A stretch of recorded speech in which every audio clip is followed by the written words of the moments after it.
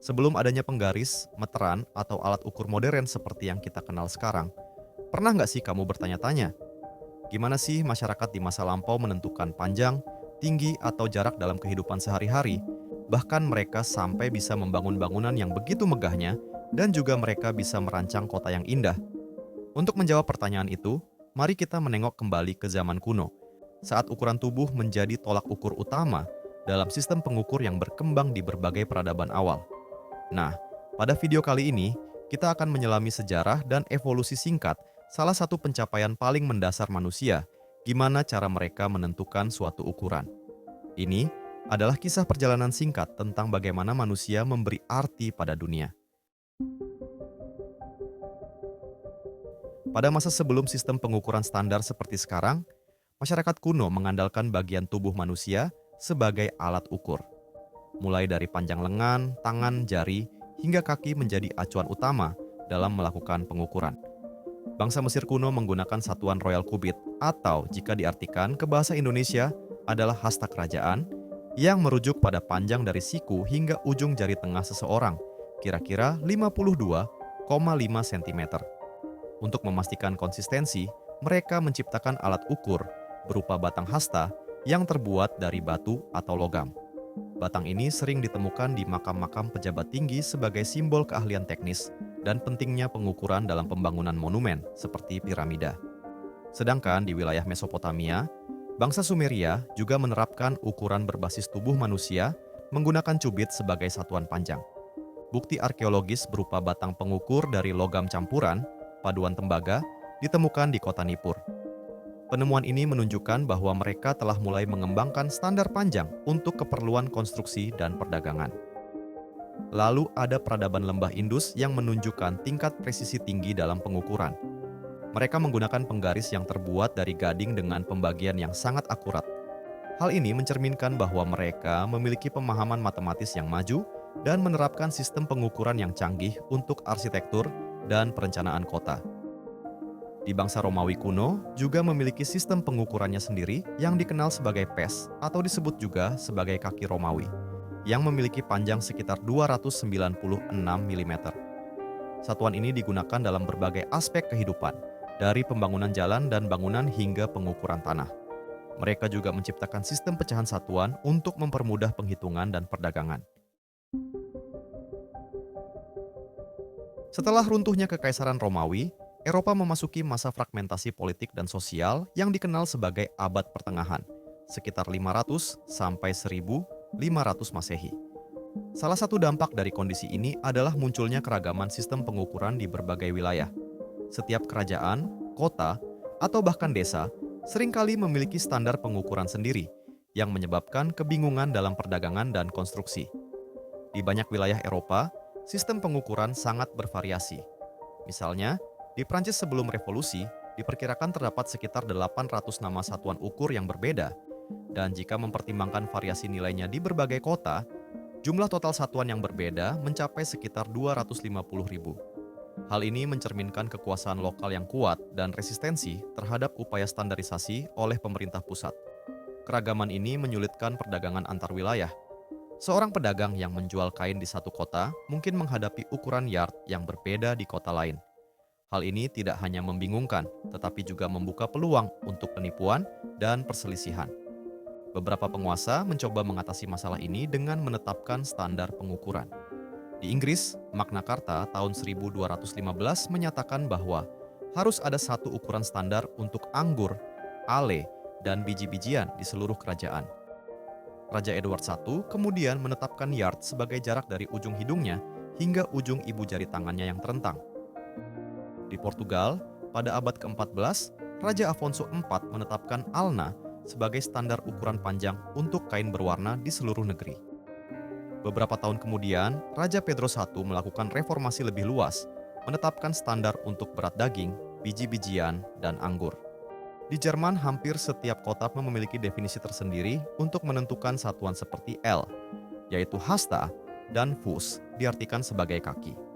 Misalnya, panjang L bervariasi dari 402,8 hingga 811 mm di berbagai kota. Lalu, Polandia. Meskipun ada upaya standarisasi sejak abad ke-16, perbedaan antar wilayah tetap ada. Misalnya, L, Krakow, dan Poznań disamakan pada 1507, tetapi masih berbeda dengan L di Lwów dan Lublin.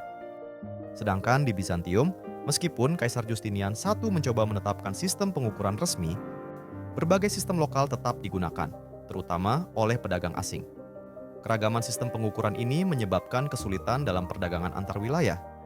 Pedagang harus memahami dan menyesuaikan diri dengan berbagai standar lokal yang meningkatkan risiko kesalahan dan penipuan. Dalam konstruksi, perbedaan ukuran dapat menyebabkan ketidaksesuaian dalam bangunan dan infrastruktur. Pada abad ke-17, muncul gagasan untuk menciptakan sistem pengukuran yang universal dan berbasis ilmiah. Dua tokoh penting dalam perkembangan ini adalah John Wilkins dan Gabriel Mouton, yang masing-masing mengusulkan sistem pengukuran berdasarkan fenomena alam. John Wilkins, seorang ilmuwan Inggris dan anggota Royal Society, mengusulkan sistem pengukuran yang didasarkan pada panjang ayunan pendulum. Ia menyarankan agar panjang standar ditentukan oleh panjang pendulum yang berayun dengan periode 1 detik. Pendulum ini, yang dikenal sebagai pendulum detik, memiliki panjang sekitar 99,4 cm. Wilkins juga mengusulkan sistem desimal untuk mempermudah konversi antar satuan, serta mendefinisikan satuan volume dan massa berdasarkan panjang standar tersebut. Meskipun usulannya tidak langsung diadopsi, konsep ini menjadi dasar bagi pengembangan sistem metrik di kemudian hari. Pada tahun 1670, seorang imam dan ilmuwan Prancis bernama Gabriel Mouton mengusulkan sistem pengukuran yang berbasis pada ukuran bumi. Ia memperkenalkan satuan panjang yang disebut miliar, yang didefinisikan sebagai panjang 1 menit busur meridian bumi. Jadi, buat yang belum tahu apa itu meridian, singkatnya meridian adalah garis imajiner yang menghubungkan kutub utara dan kutub selatan, digunakan sebagai referensi dalam pengukuran geografis. Oke, lanjut. Sistem ini dibagi secara desimal menjadi subsatuan seperti centuria, decuria, virga, dan seterusnya. Mouton juga mengusulkan penggunaan pendulum untuk merealisasikan satuan panjang secara praktis dengan panjang pendulum yang sesuai dengan subsatuan tertentu. Namun sama seperti Wilkins, usulan Mouton tidak langsung diadopsi, tapi idenya juga memberikan kontribusi penting dalam pengembangan sistem matrik. Pada tahun 1791, Akademi Ilmu Pengetahuan Prancis menetapkan bahwa satuan panjang baru, yaitu meter, akan didefinisikan sebagai 1/10 juta dari jarak antara kutub utara dan khatulistiwa diukur sepanjang meridian yang melewati Paris. Untuk menentukan panjang meter secara akurat, dua astronom Prancis, Jean-Baptiste dan Pierre Méchain, melakukan ekspedisi pengukuran dari Dunkirk di utara Prancis hingga Barcelona di selatan Spanyol. Mereka menggunakan metode triangulasi untuk mengukur panjang meridian Paris. Metode ini adalah metode pengukuran jarak dengan membentuk segitiga dan mengukur sudut-sudutnya, memungkinkan perhitungan jarak yang sulit dijangkau secara langsung. Meskipun menghadapi tantangan berat, termasuk medan sulit dan ketidakstabilan politik, mereka berhasil menyelesaikan pengukuran pada tahun 1799. Berdasarkan hasil pengukuran tersebut, pada tahun 1799 dibuatlah prototipe meter pertama dari platinum yang dikenal sebagai Mètre des Archives. Batang logam ini disimpan di Paris dan menjadi standar resmi panjang. Platinum dipilih karena tahan terhadap korosi dan perubahan bentuk, memastikan kestabilan ukuran seiring waktu. Pada tahun 1795, sistem metrik secara resmi diadopsi di Prancis dan pada tahun 1799 penggunaannya menjadi wajib. Sistem ini menggunakan basis desimal, memudahkan konversi antar satuan. Meskipun awalnya menghadapi resistensi, sistem metrik perlahan diadopsi oleh negara-negara lain dan menjadi dasar bagi sistem satuan internasional yang digunakan secara global saat ini. Setelah Revolusi Prancis, pemerintah Prancis secara resmi mengadopsi sistem metrik sebagai satu-satunya sistem pengukuran yang sah pada tahun 1801. Langkah ini bertujuan untuk menggantikan berbagai sistem pengukuran lokal yang membingungkan dan tidak konsisten. Namun, pada tahun 1812, Napoleon memperkenalkan kembali sistem pengukuran tradisional yang disebut Measures Usuels. karena sistem metrik belum sepenuhnya diterima oleh masyarakat. Sistem metrik kemudian diadopsi kembali secara resmi pada tahun 1840. Pada tanggal 20 Mei 1875, perwakilan dari 17 negara, termasuk Amerika Serikat, menandatangani konvensi meter, Metre Convention, di Paris. Perjanjian ini bertujuan untuk menyatukan sistem pengukuran secara internasional dan mendirikan organisasi seperti BIPM, Badan Internasional yang bertanggung jawab atas pemeliharaan standar pengukuran; CGPM, Konferensi Umum yang menetapkan keputusan penting terkait sistem pengukuran; CIPM, Komite Internasional yang mengawasi pekerjaan BIPM. Konvensi ini menjadi dasar bagi pengembangan sistem satuan internasional yang digunakan secara luas saat ini. Namun, pada tahun 1960, meter didefinisikan ulang sebagai panjang yang setara dengan 1.650.763,73 panjang gelombang dari cahaya oranye ke merah yang dipancarkan oleh atom kripton 86 dalam vakum.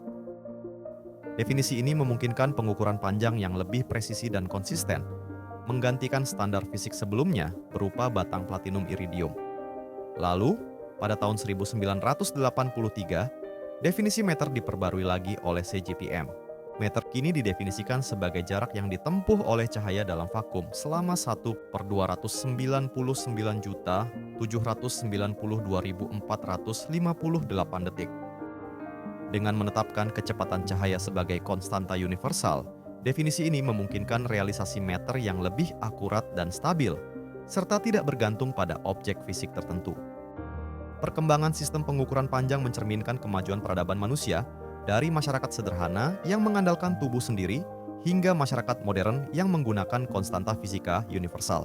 Evolusi ini bukan hanya soal ukuran, tetapi juga menggambarkan perjalanan ilmu pengetahuan, semangat kerjasama antar bangsa, dan usaha menciptakan ketertiban global dalam ilmu dan teknologi.